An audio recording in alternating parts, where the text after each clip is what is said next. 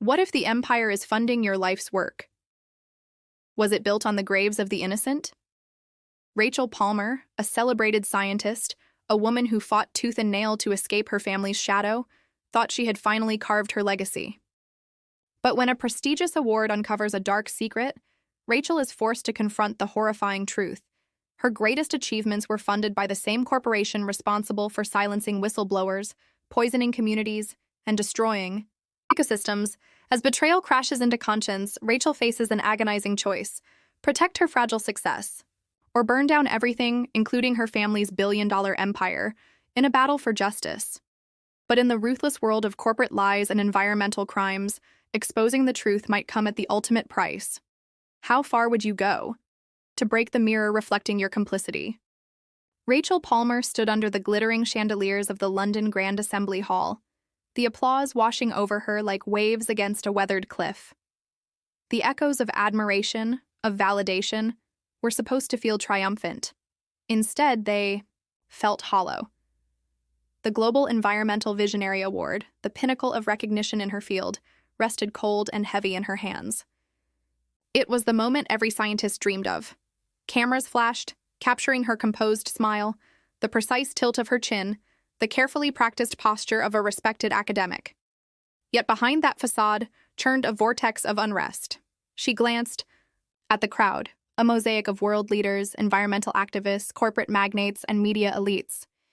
They clinked glasses of vintage champagne, murmuring approval over the brilliant Professor Rachel Palmer, the woman who had risen from obscurity to become the voice of sustainable chemistry, a woman who had defied odds, rewritten narratives, and shattered glass ceilings. But among the glitter and glamour, a pair of familiar eyes caught hers. Icy, calculating, unyielding, her mother, Eleanor Palmer, draped in emerald silk, appeared untouched by the passage of years. Every inch the formidable socialite Rachel remembered from childhood. The woman who had once warned her, "If you reject the Ivy League, you reject this family." Rachel's chest tightened. She had been certain her parents would never attend tonight's gala. After all, they had spent nearly 2 decades erasing her from their meticulously curated lives.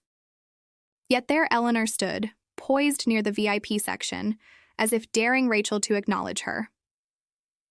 Rachel looked away. When the speeches ended and the throng descended into champagne-fueled networking, Rachel made her escape to the terrace, the cold November air biting through her silk gown. She needed distance. She needed clarity, but the universe was not inclined to mercy. "Impressive speech, Rachel." The voice sliced through the silence like a scalpel. Rachel stiffened. She didn't have to turn to know who it was. "Eleanor," she said, her voice strained, but controlled. "I didn't expect to see you here." "Clearly," her mother replied, stepping into view. The city lights reflected off the strands of pearls around her neck, casting ghostly glows on her porcelain skin. "But then, I rarely miss events where my daughter is celebrated." Rachel let out a humorless laugh. "You missed my graduation." Eleanor's expression didn't flicker. "That was complicated." "No, Mother. It was deliberate." Silence stretched between them, heavy with unspoken resentments. Rachel studied her mother, noting the practiced elegance, the impeccable poise, the mask of affluence. Beneath it, though, Rachel could sense the cracks. Eleanor had never been the type to confront discomfort head-on. Her appearance tonight meant something. Rachel could feel it. "I'm not here to rehash the past," Eleanor finally said. "I'm here because I thought you should know." Rachel arched a skeptical brow. "Know what?" Eleanor hesitated, a rare crack in her armor. Then softly, almost as if confessing a sin, "The grant funding your award. The $2 million supporting the Global Environmental Visionary Program. It came from Mosaic Fertilizers." Rachel's breath hitched. "No," she whispered, shaking her head. "That can't be." Eleanor's gaze didn't waver. "Victor insisted. He arranged it through a philanthropic shell, of course. He wanted to support your work in his way." Rage and nausea coiled in Rachel's gut. Mosaic Fertilizers, her father's empire, the industrial behemoth she had spent her career criticizing for environmental atrocities, had bankrolled the very honor she had just accepted. The irony tasted like ash on her tongue. "Why are you telling me this now?" Rachel demanded, her voice trembling with fury. "Because," Eleanor replied, her mask slipping ever so slightly, revealing something that almost resembled remorse. "I thought you deserved the truth, even if it comes late." Rachel staggered back, as if struck. The ground beneath her feet felt less like marble, more like quicksand. The applause, the accolades, the standing ovation, it was all a lie. Her phone buzzed in her clutch. A text from Dr. Gerald Monroe, her mentor and closest confidant. "Come find me. There's something we need to discuss." Rachel wiped at the corner of her eye, forcing composure back into her voice. "Go back inside, Mother," she said, turning toward the hallway. "Tell Victor his blood money doesn't buy redemption." Eleanor's lips parted, perhaps to offer a rebuttal, perhaps to beg for understanding, but Rachel was already gone. Back inside, the hall now felt suffocating. The once flattering lights now exposed the cracks in Rachel's carefully constructed identity. She pushed through the crowd, ignoring the congratulatory handshakes, the forced smiles, the empty words. Gerald was waiting for her in the sponsors' lounge, a secluded enclave far from the clamor. "You heard?" Rachel asked, her tone brittle. He nodded solemnly. Gerald Monroe was an institution in his own right, a respected environmental strategist, father figure, and the man who had helped Rachel navigate the treacherous world of academia and activism.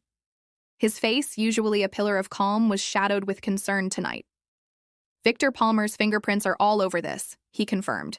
"The grant came through Horizon Global Initiatives. They're one of Mosaic's fronts." Rachel slumped into the leather chair, feeling the weight of her award suffocate her. "All these years," she muttered, more to herself than to him. "I thought I had escaped them." Gerald placed a hand on hers. "Rachel, your work stands on its merit. The funding doesn't change the science." "But it changes the narrative," she snapped, pulling her hand away. "I am now a symbol tainted by the very empire I've condemned." "That doesn't have to be the end of your story," Gerald said quietly. "Maybe it's the beginning of a new one." Rachel shook her head, her thoughts spiraling. The media would crucify her if this got out. Environmentalists would call her a fraud. Corporations would use this as ammunition to undermine her credibility. Her life's work, reduced to a PR disaster. "Victor played me," she whispered bitterly, "and I walked right into it." Gerald leaned forward. "Then play him back, Rachel, but on your terms." Rachel met his gaze. For the first time that night, she saw a flicker of a path through the wreckage. That night, Rachel returned to her Cambridge flat, the awards stuffed carelessly into her suitcase. She paced the living room like a caged animal, the ghosts of her past clawing at the walls. She pulled out old photographs, her graduation photo where her parents were conspicuously absent, the article from the student paper announcing her first research breakthrough, the letter of rejection from her father, handwritten in cold corporate jargon, disowned her for choosing mediocrity over legacy. All those years, she had prided herself on being self-made.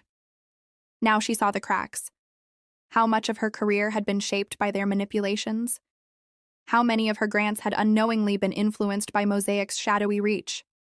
How many of her successes were built on a foundation of deceit? Her phone buzzed again. Another message from Gerald. "Sleep. Tomorrow we plan." But Rachel couldn't sleep. Instead, she opened her laptop, pulled up Mosaic's latest environmental reports, and began digging. If Victor wanted to play games, she would rewrite the rules. And this time, she wouldn't stop until the entire world saw the truth, even if it meant tearing down everything she had built. Rachel Palmer spent the next few days in a state of emotional limbo. She drifted from lecture halls to her apartment like a ghost, her steps heavy with the weight of disillusionment. She had prided herself on her independence, her hard-fought path to success, only to discover the very empire that once abandoned her now lurked in the shadows of her accolades. The grant papers haunted her desk, each line of the contract now a riddle laced with betrayal. The name Mosaic Fertilizers, her father's empire, mocked her from the fine print. She couldn't unsee it. It had been there all along, hidden beneath the layers of bureaucracy and third-party donors. Sophie, her colleague and closest confidant, noticed the change immediately. Over cups of bitter black coffee in the university's aging faculty lounge, she pressed Rachel for the truth. "You've been off, Rach.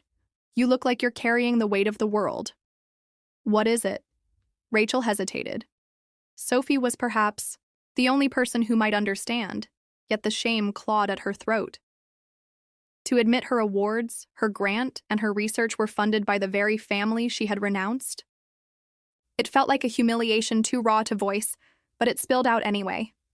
Sophie listened in stunned silence as Rachel unraveled the tale, the estrangement, the gala, the confrontation with her mother, the vile truth about the funding. When she finished, Sophie leaned back, arms crossed tightly. "So, what's your plan? You can't just sit with this festering inside you." I don't know yet," Rachel admitted, her voice a brittle whisper. "Part of me wants to throw the grant back in their faces, but I also can't afford to see my work destroyed because of their poison." Sophie tilted her head thoughtfully. "Then maybe it's time you play their game."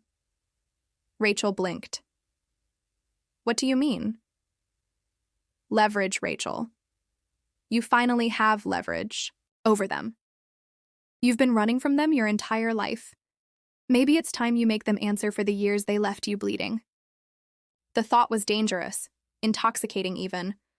For years, Rachel had viewed her parents' empire as an impenetrable fortress. Now, she held a chisel in her hands. The Mosaic Empire was vulnerable if it could only find the cracks. Sophie's words echoed in her mind long after they parted ways. That night, Rachel sat at her kitchen table, drowning in old newspaper clippings, press releases, and board member lists of Mosaic fertilizers. She scribbled names, connections, and scandals onto her notepad, constructing a web of influence that stretched from corporate offices to political boardrooms. Her father, Richard Palmer, was the kingpin of this world, a ruthless industrialist revered by his allies and feared by his enemies. Her mother, Eleanor, was no less formidable, maneuvering behind the scenes with the cold precision of a chess master. Rachel knew the facade they presented to the world: philanthropists, business titans, environmental stewards. But she also knew the underbelly of their empire, the environmental violations swept under the rug, the manipulated data, the towns poisoned by their factories. If they wanted to use her research to launder their reputation, she wouldn't let them. She would turn their mirror back on them and force them to see the filth beneath their golden reflections, and she would start from the inside. A week later, Rachel walked through the revolving doors of Mosaic's London office building under the guise of a potential partner. She had called for a meeting with the Sustainability Committee, pretending to propose a collaborative research initiative, one she had no intention of actually providing. Her stomach churned as she stepped onto the marble floors. The last time she had been inside a Mosaic building, she was a teenager being escorted out by security after one of her defiant protests. Now she wore the costume of the corporate world, a tailored black suit, minimalist heels, her hair slicked back into a severe bun. Her reflection in the mirrored elevator doors was barely recognizable. For a fleeting second, she saw her mother's face in her own, her fists clenched involuntarily.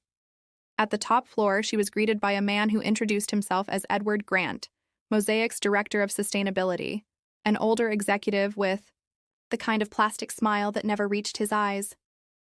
"Dr. Palmer, welcome. We're honored you're considering a partnership."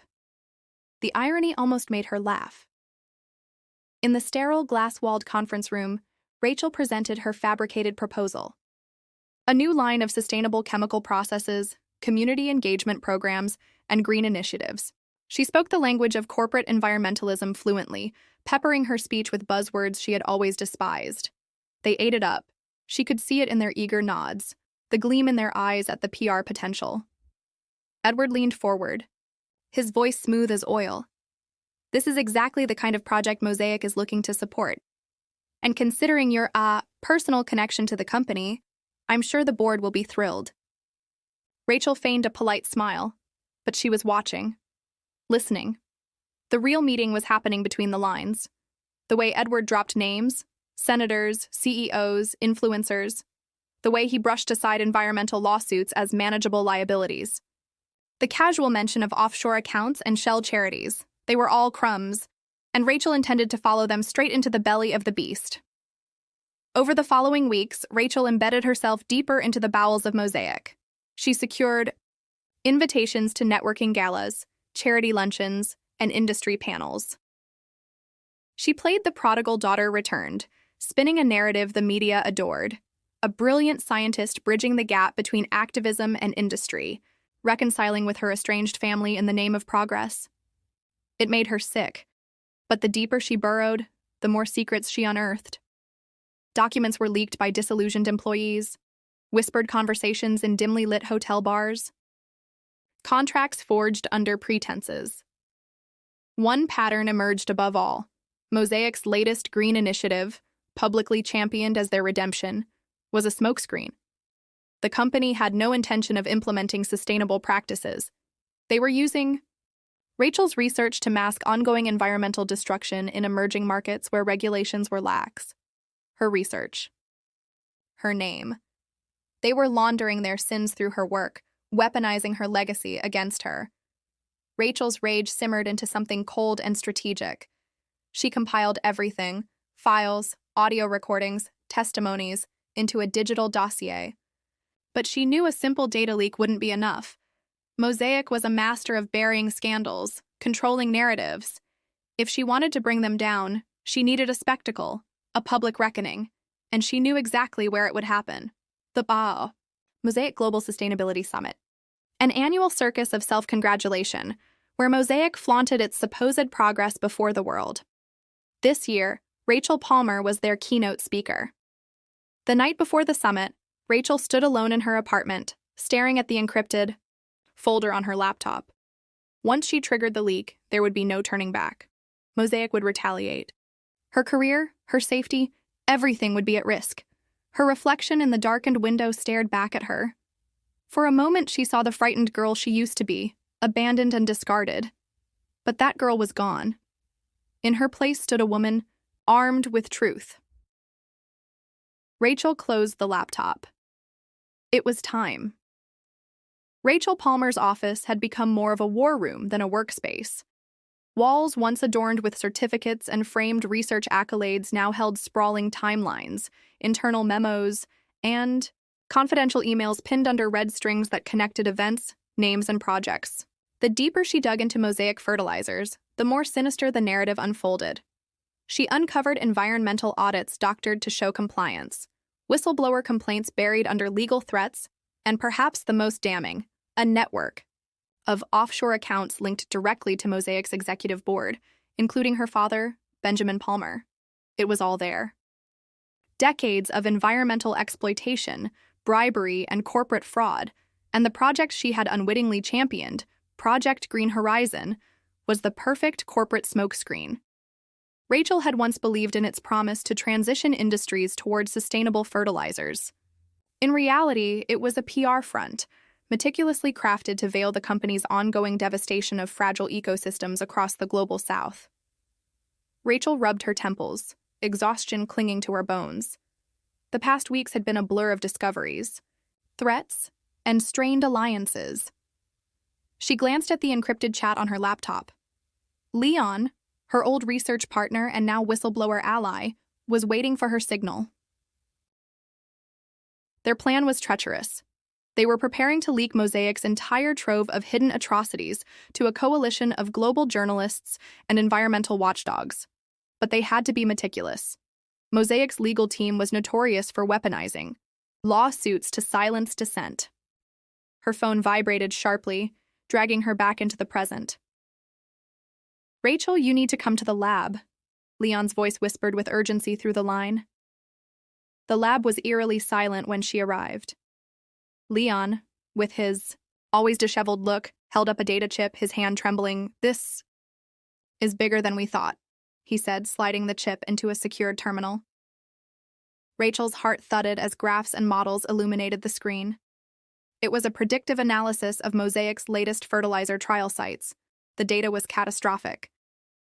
Not only did the sites suffer irreparable soil damage, But several regions were experiencing spikes in cancer clusters, heavy metal contamination, and irreversible biodiversity collapse. "This is criminal negligence on an apocalyptic scale," Leon muttered. Rachel stared at the projections, bile rising in her throat. "And look at this," Leon pointed at the footnotes. "These are internal memos acknowledging these risks. They've known, for years. They factored lawsuits into their profit margins." Rachel clenched her fists. Her father's voice echoed in her head. "Business is war, Rachel. We don't apologize for winning," she inhaled sharply. It was no longer about her vendetta. It was about every village poisoned, every child exposed, every ecosystem obliterated under the guise of progress. "Then we go public," Rachel said. "All of it. No more waiting." But Mosaic was already moving. Rachel noticed the shadows tightening around her. She was followed, her calls intercepted, and her university issued a vague internal inquiry into her research funding. The final blow came when an anonymous source, surely orchestrated by Mosaic, leaked manipulated documents to discredit Rachel, accusing her of data falsification and embezzlement. The media frenzy was immediate. Headlines screamed betrayal. Sponsors withdrew. Her students distanced themselves. Her carefully rebuilt world crumbled overnight. And still, her father remained. Silent, no calls, no warnings. Only the cold, precise hand of Mosaic was squeezing the life out of her from afar. Broken but unyielding, Rachel activated her final move. She called in her last favors. Journalists she'd mentored, climate activists she'd once criticized for their radicalism, and lawyers who still believed the truth had a place in courtrooms. They coordinated an unprecedented data drop. It wasn't just leaks. It was an information war, blitzing every outlet, every platform, every regulator simultaneously. Rachel and Leon made sure the data was unassailable, cross-checked, verified, and delivered alongside testimonies from whistleblowers. Mosaic thought they'd silenced, and then Rachel recorded her statement, a raw, unscripted confession. She admitted her complicity, her blindness, her hubris. "I let my thirst for approval blind me to the truth. But I will not let my silence become another form of violence. Mosaic Fertilizers is not just a corporation. It is a predator, feeding on the ignorance and suffering of those without a voice. Not anymore." She uploaded the video to every social platform. Within hours, the world was watching. Mosaic retaliated with predictable ferocity: lawsuits, smear campaigns, even shadowy threats against Leon's family. But the momentum was unstoppable now. International. Watchdogs opened investigations. World governments froze Mosaic's assets. Protesters filled the streets across continents. The facade shattered.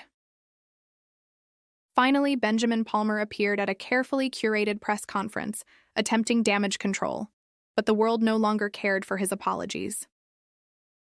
Rachel stood outside the conference hall that day, watching as her father delivered a soulless, rehearsed statement, blaming rogue employees and procedural failures. And when he stepped out, flanked by bodyguards, their eyes met. It was not rage Rachel felt in that moment. It was nothing. A hollow, liberating emptiness. Her father had become irrelevant to the war she now fought. Weeks passed. Mosaic Fertilizers unraveled publicly and internally. Their board dissolved under regulatory pressure. Benjamin Palmer faced congressional hearings, accused of crimes that stripped him of his empire, his legacy, and perhaps most painfully, the illusion of his invincibility. Rachel testified against him. The man who once dismissed her as weak now sat across from her in a courtroom, shackled by law, stripped of the corporate armor that once made him untouchable. Their exchange was clinical, procedural, devoid of the theatrics one might expect from a daughter confronting the architect of her nightmares. Rachel stuck to the facts, the data, the victims. When asked why she, of all people, turned against her bloodline, Rachel's answer was quiet but resounding. Because silence is a choice, and I choose not to be complicit anymore. Months later, Rachel sat at the edge of a ravaged field in Ecuador, one of the hundreds Mosaic had poisoned. Local communities were rebuilding, with international funds and environmental NGOs stepping in to heal the wounds. Rachel wasn't there as a scientist. She was there as a witness. An old woman approached her, holding a faded picture of a child who had died from cancer, linked to Mosaic's pollutants. "You took down the monster," the woman whispered. Rachel shook her head. "No." "The truth did. I just stopped running from it." Rachel knew this wasn't redemption. Some damage couldn't be undone, and some wounds never healed. But it was a beginning. A crack in the mirror of corporate lies. She looked at her reflection in the broken phone screen. Beside her, she no longer saw the girl desperate for validation, approval, or revenge. She saw a woman who chose the hardest truth over the easiest lies.